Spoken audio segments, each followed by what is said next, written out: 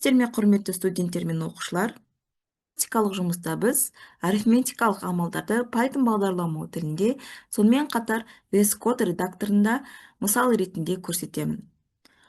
Бұл практикалық жұмыс сіздерге алған білімдеріңізді жетілдіріп, одан әрі қарай практика жүзінде де, теория жүзінде де бекітеді деген сенімдемін. Енді өткен сабақта мен сіздерге естеріңізде болсаңыз, осы мысалды түсіндіріп кеткен болатын. Мұндағы А дегеніміз айнымалы, Б дегеніміз амал. А 2,4, Б мат точка косинус дегеніміз, яғни косинус 2,4 дегенді шығарады. Ары қарай print B, яғни B амалын шығарамыз. Print match точка floor 1,7 дегеніміз бірге қарай жуықтайды деп түсіндірдім. Print match cell дегеніміз 1,7 дегеніміз 2-ге қарай жуықтап шығару деген сөз. Print match squared дегеніміз түбір асты 2,56 амалы деген сөз. Енді қараңыздар, осыны біз раммен жіберетін болсақ, яғни терминалға шығаратын болсақ, біз келесідей амалдарды аламыз. Бұндағы минус 0,7 дегеніміз косинус 2,4-дің мәні. Ал 1 дегеніміз, яғни флор 1-ге қарай жоқтап алды деген сөз. 2 дегеніміз сел 1,7 деген сөз. Ал түбір асты 2,56, ол 1,6 дегенге тең нәтиже шығарып берді. Енді қараңыздар, екінші мысалға келетін болсақ, мысалы бізге мынандай есеп берілсін, күрделі математикалық есеп.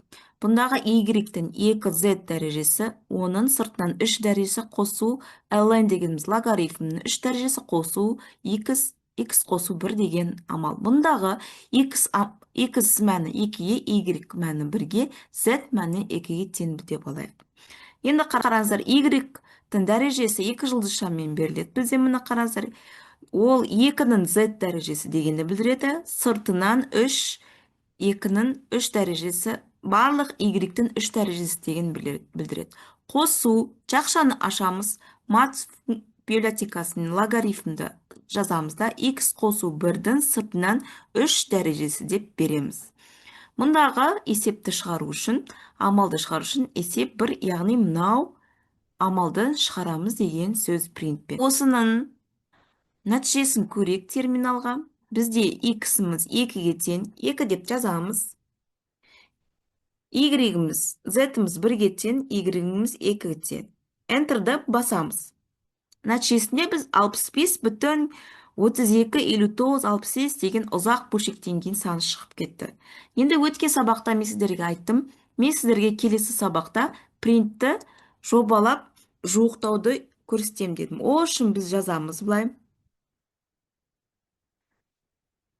Round, жақшаны ашамыз, есеп амалын шығарамыз, үтір, мысалға үтірден кейін қанша сан алшақ. Мысалы, үтірден кейін 3 санды алып шығайық. 3 деп жазамыз. X-іміз 2-ге тең, Z-іміз 1-ге тең, Y-іміз 2-ге тең, Enter'ді басқан кезде ештеңе шықпайды. Себебі біз бұны сақтаған жоқпыз. Бұны біз қазір файл сохранить деп басамыз. Қайтадан терминалға жібереміз.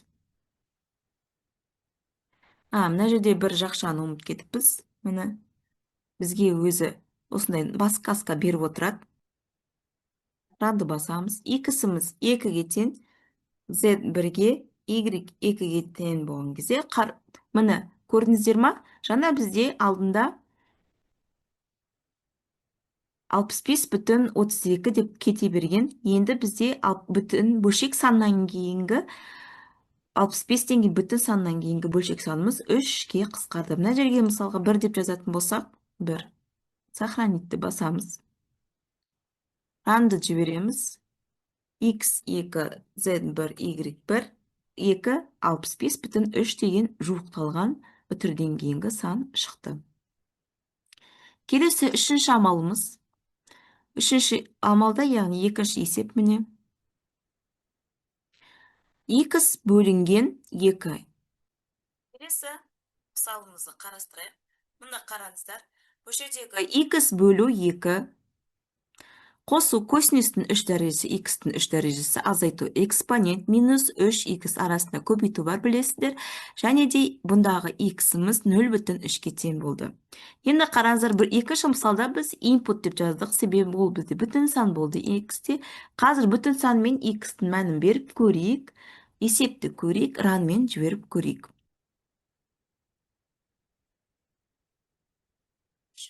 0,3 деп жазып Enter'ді басатын болсақ, бізге мынандай қателік береді. Себебі бізде 0,3 бөлшек сан болғаннан кейін, мен сіздерге өткен сабақта олардың типтерін айтқан болатын. Ол кезде біз float деп жазып көреміз. Float дегеніміз міне. Float. Float дегеніміз бөлшек санды жазу дегенді білдіреді. Енді мынаны сақтайық. Ранды басайық.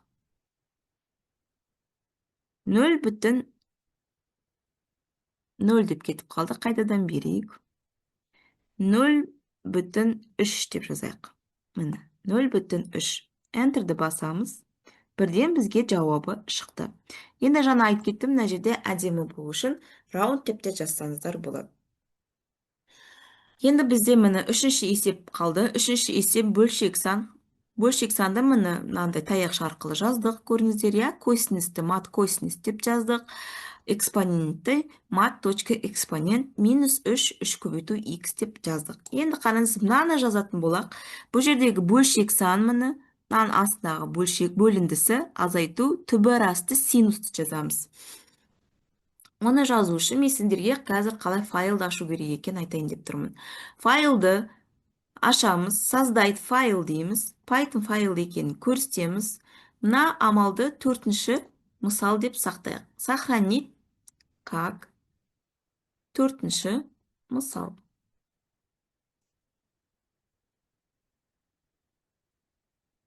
Мысал 4 деп сақтайық. .py деп сақтаймыз, себебі файл Python-ның файл екенін көрсетуіміз қажет. Енді қараңыз, мына жерге мен бірден жаңа нені жазып кеттім, есепті.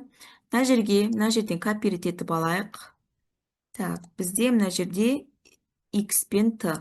Біз мына жерден екі айнымалын копировать деп мына жерге вставить деп алдына қояйық. Enter'ді басамыз. Мына жерде бізде t болады. T айнымалысы. T-ның мәнін жазамыз. Мына жерге жазайық. Есеп 3 дейік.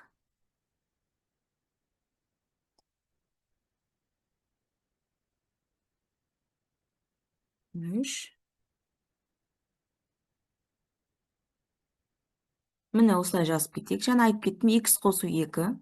Міне, x қосу 2, көбейту x қосу 1, x азайту 1-дің дәрежесі, бөлу 3 көбейту x көбейту t, азайту мат точка скорты, яғни бірінші түбір асты тұр ғой, бірінші түбір астын жазамыз, сәйкесінше астына синусты жазамыз, мат синус деп, x бөлінген 3,3 деген амалды жазамыз.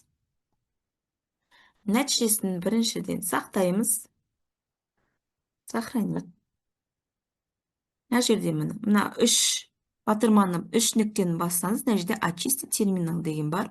Ранды басатын болсақ, x-іміз міне 3-ке, t-мыз 2-ге тең. x тең 3, t 2-ге тең. Enter'ді басамыз. Мына жерде қате шығып қалды бір жерінде. Яғни бір андай жақша немесе бір дұрыс жасалмады деген сөз. Қарап шығайық. Көбейту 2 дәрежесі. Мынаны мысалға не деп бит жасағы болады. Тағы бір жазайық. Так, мынаны бір алайық. Мынаны бір жақша алайық.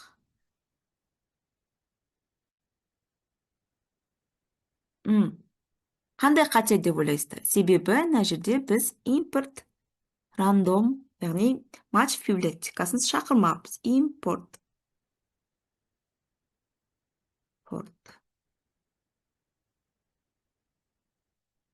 Енді дұрыс болды. Енді мына нәтижені әдемілеп жазу үшін мына жерге комментарийді жазуға болады. Ол үшін қалай жасаймыз? Булган, мисалга бүтүп жазга болот.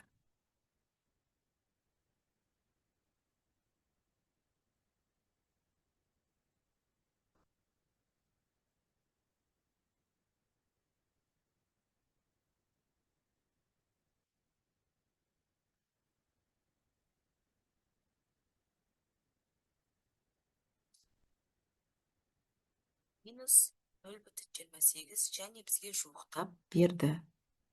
Назарларыңызға рахмет. Сау болыңыздар.